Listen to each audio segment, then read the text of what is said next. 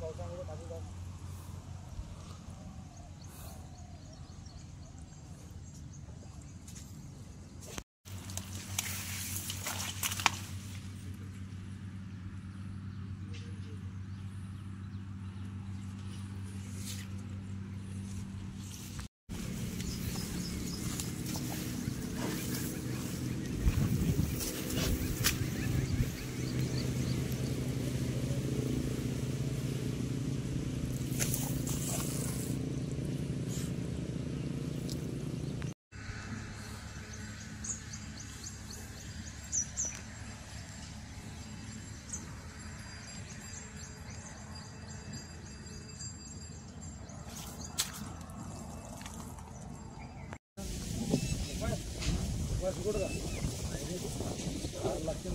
लागते म्हणजे ना रोट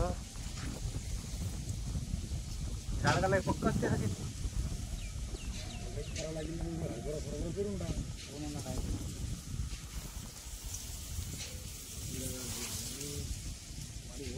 पाहिलं धान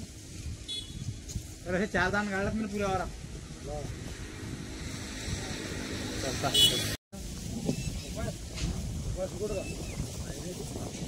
लागते म्हणजे ना रोट झाडाला पक्क असते करावं लागेल बरोबर करून टाक काय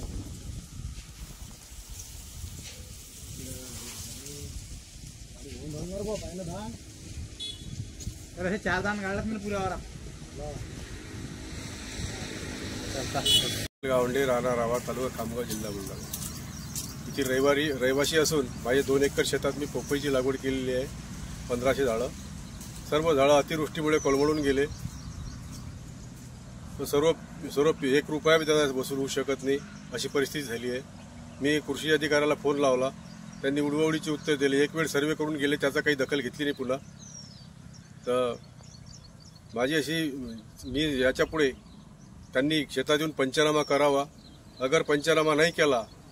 नुकसान भरपाई जर दिली नाही तर मला शांततेच्या मार्गाने कृषी कार्यालयासमोर आंदोलन पुकारावं लागेल